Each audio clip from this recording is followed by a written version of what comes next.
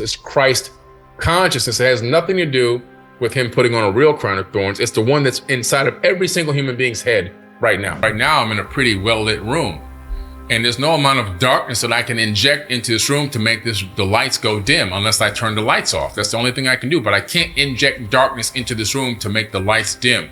However, if I turn all the lights off and I turn on a pen light, the darkness will instantaneously flee from that pen light, showing again that the light always defeats dark. If you consistently tell the brain, this has happened and this is happening now, we're living this now, this is a reality that exists in my tunnel, then guess what? The subconscious will begin to reprogram the brain, your body will begin to change frequency, and you'll begin to attract those things into your life.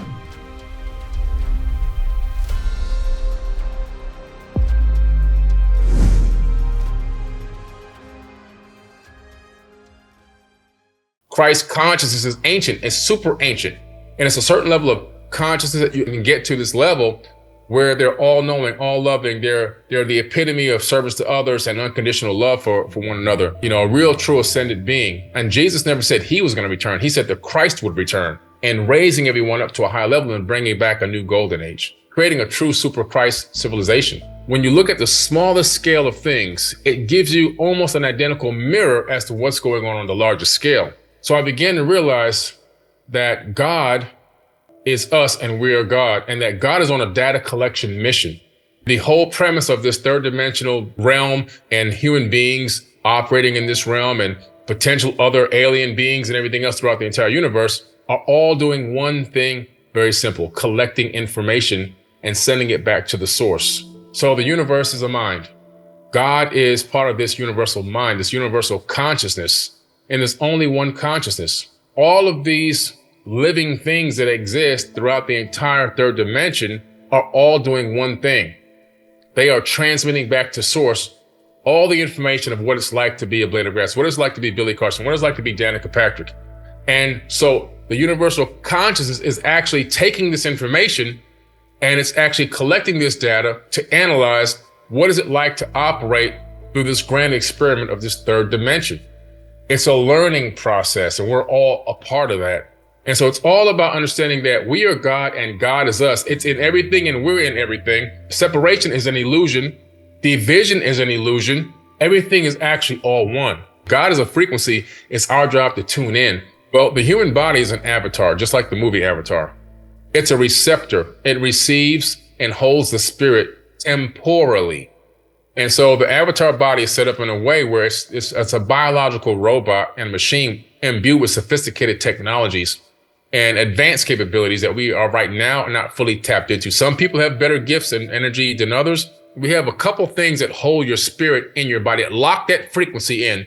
One is the neural correlates of consciousness. Those are 3 giant neurons that wrap around the inside of the skull. And when you look at them on a scan, it looks like a crown of thorns. It's Christ consciousness. It has nothing to do with him putting on a real crown of thorns. It's the one that's inside of every single human being's head right now.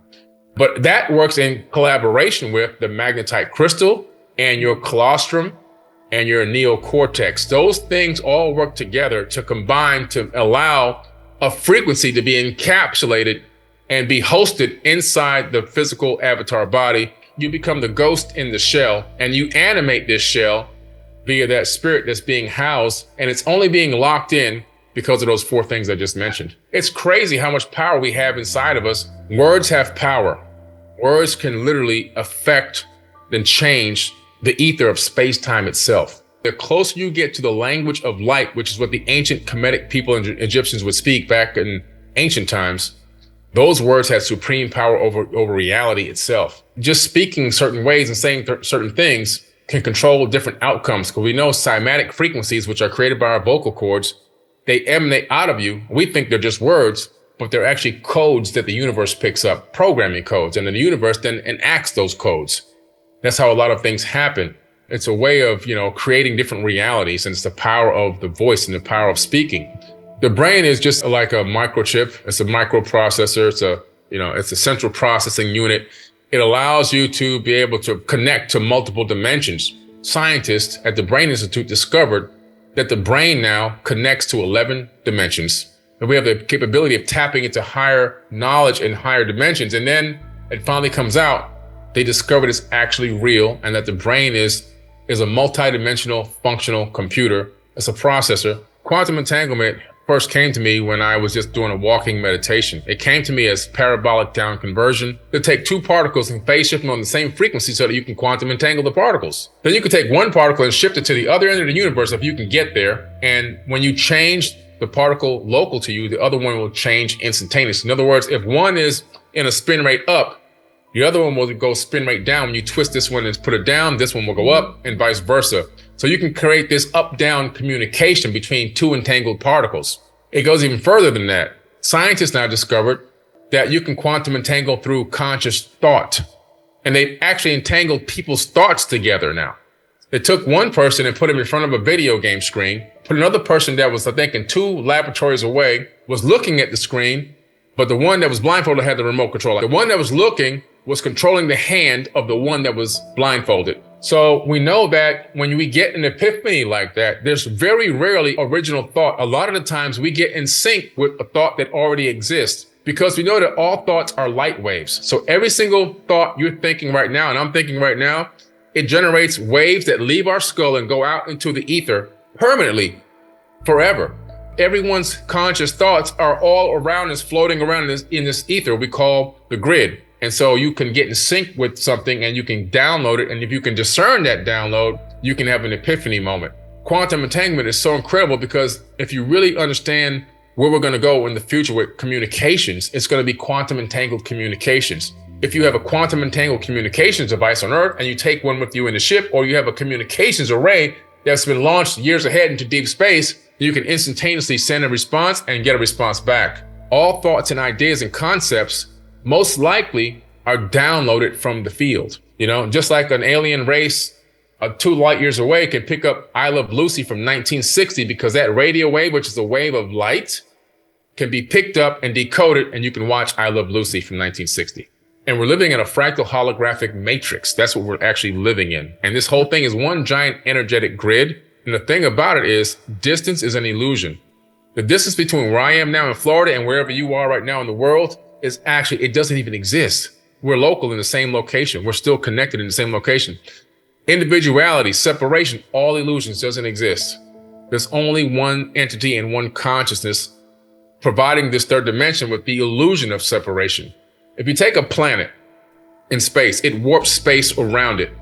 And that warped space allows things to fall toward the planet. Our conscious thoughts warp the ether of space-time and create this well. And that's how the law of attraction works. Things fall toward us based on what we're warping, what we're focusing on. The energy field that we're using to warp, that's what begins to fall towards us. Whatever that frequency we're on when we're thinking, that's the warp space that's now sending back low frequency things. Or if you're in high frequency warp space, it's sending back high frequency things. You're entangled with things in the universe based on the frequency you're at. As an inexperienced soul and begin to learn and make mistakes and grow and see what you can do, and also a certain level of suffering. And then when you begin to master this dimension, you actually can begin to incarnate on and in the plane that you desire. So plane means dimension. See, the third dimension is a proving ground. It's a testing ground. It's a place for you to come. And every ascension process, my mission is to achieve the highest, most best lifestyle, living entity, energy, help, love, expressions, artistic creation that I possibly can in every single dimension. And everybody at their deepest core wants to be a winner. And a lot of the times, what holds us back is the self-doubt and the self-sabotaging. We're not believing in ourselves. And in order to be part of a winning team, you have to be a person that literally has belief in yourself. All winning teams, if you talk to the individual players on that team, whether it's a corporate team or a sports team, it doesn't matter. Each individual person, the reason why they're winning, whether a winning team, is because each individual person believes in themselves. Now, of course, they believe in their team as a whole and they reinforce that bond. But individually, every single person you interview is going to tell you that I have the ultimate belief in myself. And so it always goes back to the taking a journey to inner space, understanding who you are, believing in yourself, believing in your passion, your abilities, learning how to persevere and learning how to see things through and stop self-doubting and then take that strength and that you've discovered in yourself and bond and join and collaborate with a team. And then you become part of the human winning team.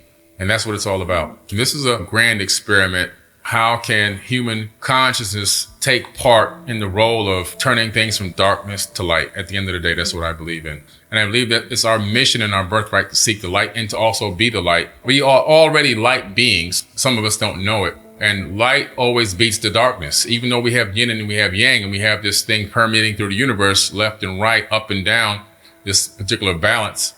But also when you look at it from just even a basic physics perspective, right now I'm in a pretty well-lit room. And there's no amount of darkness that I can inject into this room to make the lights go dim unless I turn the lights off. That's the only thing I can do. But I can't inject darkness into this room to make the lights dim. However, if I turn all the lights off and I turn on a pen light, the darkness will instantaneously flee from that pen light, showing again that the light always defeats the dark. And so we must seek the light, be the light, and understand that we are already the light inside of us, and just unify that light with others.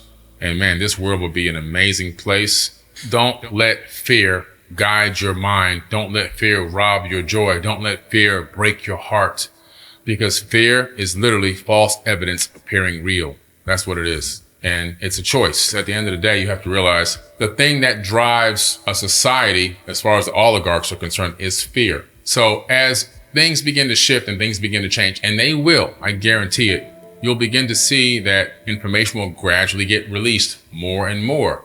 All of a sudden, within the next 10 years, you'll find out we're not the only life in the universe. They'll announce that there's bacteria on Mars. That will come in very, very soon, I guarantee it. So that will be the first announcement of official alien life that actually exists in our solar system. These things are going to begin to rob people of their belief systems, which generates fear. It's going to begin to rob people of their identities because they're thinking, oh my God, well, who am I and what am I? And don't panic. Just stay calm. Realize you're just a person that's connected to a vast, vast universe of sentient life that exists all throughout. Matter of fact, not even just the universe, it's the multiverse. And there's a lot more than what you even know exists, but don't be afraid. You're just one part of this huge, huge life force that exists in a conscious universe or a conscious multiverse. And you're part of something much larger. And your part matters. Every individual part matters. And so if you're having fear, release the fear. There's nothing to be afraid of. There's nobody coming to blow you up in your bed or kill you or abduct you or things like that. If they were going to attack us and take us over and kill us, it would have been done already. And I don't think that anybody's coming here with guns blazing. If anything, they've come to us and they've showed us we have a way for you to learn how to extend life. That was declined, unfortunately, by the powers that be. They came to us again. Hey, we're going to deactivate your nukes and let you know that we want to save this planet. This planet must be preserved. This planet is a gem in the middle of the Milky Way galaxy, and we're not going to let it be destroyed. So if anything, there's help out there. There's light beings out there that have our best interests at heart. They're just waiting for us to grow up and recognize who we truly are. Have the conscious thought and take action behind that conscious thought to create a new outcome. Let me guess, you've been doing all the visualizations and working on your manifestation techniques and it's still not showing up, right? You've been thinking about what you want to bring into your reality, and you just don't see it. Well, let me tell you why. The first thing is, it's your vibration. A lot of people don't realize that vibration is very real. It's a frequency that we all resonate at consciously. Scientists have taken an EEG cap, put it on the heads of people, connect that cap to a computer to read the frequency of their thoughts. If you're focused on low frequency, low vibration things, that's what you're going to be manifesting. And anything that you do outside of that, it's just not going to work. If you're trying to bring abundance into your life, if you're trying to change the way that you live, the way your relationships are working out, and you're focused on gossip, you're focused on hatred, you're focused on sexuality online, porn, and everything else, it's probably not going to get you in the right frequency to be able to manifest the dreams. The frequency and vibration is so key to manifesting your reality. A lot of people don't realize that your state of mind has a huge impact on how you're going to be able to bring into reality the things that you want to bring into your reality tunnel. So what does that mean? It means that, number one, You have to change what you're doing, change the things that you're focusing on. If you're mindlessly scrolling online, looking at crazy accounts that are bringing out mindless content, then no wonder why you're at a low frequency, a low vibration. Every piece of content that you consume is going to change and alter your vibration. And it could last for days, months, even years. You'll have to reprogram yourself from some of the dangerous content that you're seeing online. If you go to your popular page on your social media account and you see nothing but sexuality, fights, and all kind of crazy scenes of disgust, it's probably because that's what you're attracting into your life, because those are the things that the algorithm picked up on that says you'd like to watch. If you look at my particular popular page, you'll see motivation, inspiration, metaphysics, quantum physics, sciences. Why? Because that's the algorithm that I've attracted. So, the algorithm that works on these social media platforms is not anything new. It's something that already happens in nature. They didn't discover it. They took an existing program matrix and implemented it into a software program. Another thing is you have to stop giving your energy to people, places, and things that do not serve you. A lot of the times we're wondering, why are we not manifesting our dreams and our goals and our wishes? It's because, well, number one, we're giving away all of our energy to negativity. We're giving it away to people that don't deserve the energy. I'm just as guilty of that in the past as well. You have to realize what's most important. The most important thing you have is your energy and your time. And when you give those away freely without boundaries, you're actually shrinking your ability to manifest your reality. When we talk about giving away your freedom, giving away your sovereignty, we're talking about things as simple as focusing on negativity online, going on social media and going into the comments and going into a screen battle with somebody halfway around the world that you've never met. And you guys are putting out all this negative back and forth, right? Or we're talking about somebody using and abusing your time and your energy, and it's not adding to your greater good. You have to begin to realize that your time is valuable and that your energy is valuable. And when you begin to put the energy and time in the right place, like focusing on yourself, self-help, self-healing, motivation, inspiration, and manifestation, your life is going to change. If you want to switch your vibration very quickly, here's a few things that you can actually do. The first thing is you have to learn how to be of service to others. In other words, if you're going out to the grocery store and you know of an elderly person or a relative that may not be able to actually get out there, give them a quick call or a text and say, hey, I'm at the store. Can I pick you up something?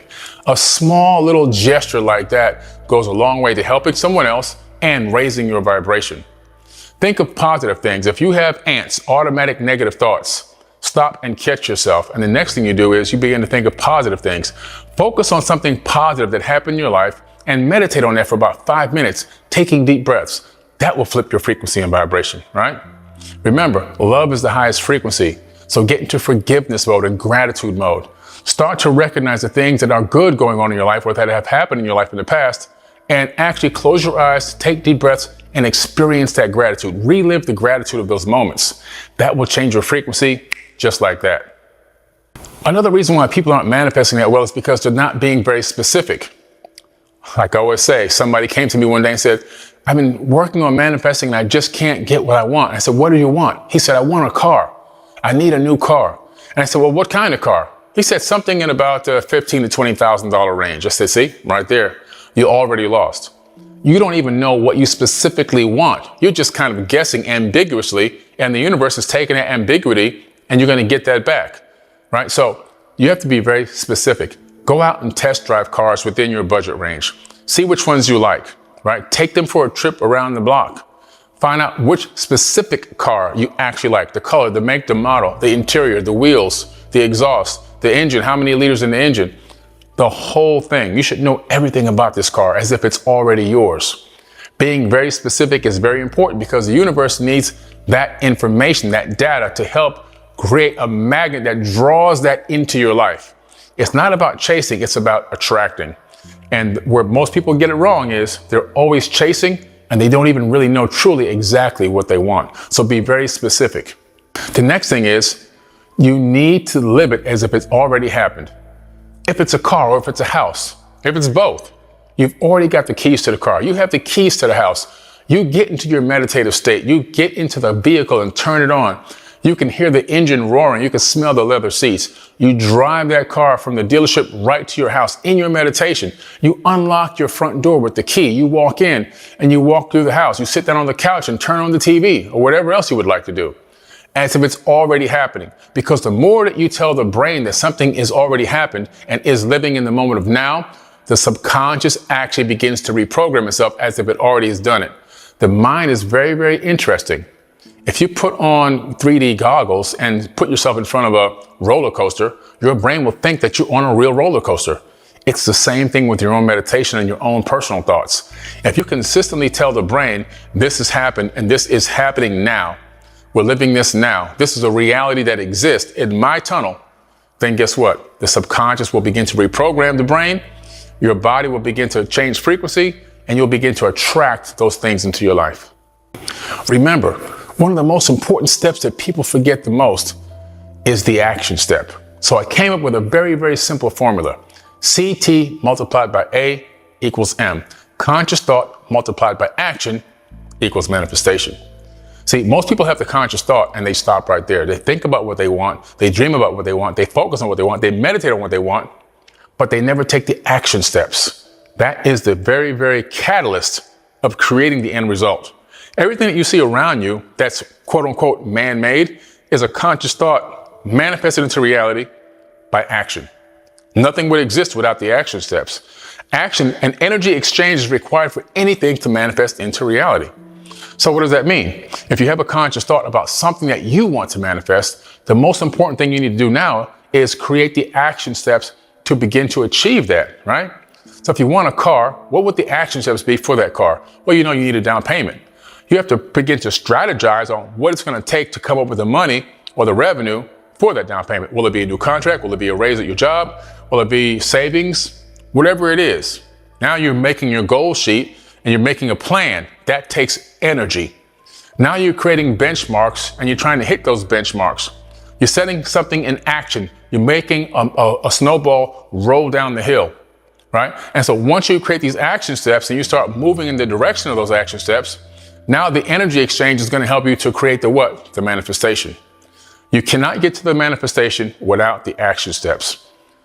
Everything that exists, including the screen that you're looking on to watch me right now, used to be a conscious thought in somebody's mind that they then collapsed into a two-dimensional form within a computer to make it look like a computer-assisted design program, right? Or they drew it on a piece of paper, still 2D. And then an engineer took that blueprint and turned it into a three-dimensional object. So everything that we look at is conscious thought manifested into reality by action.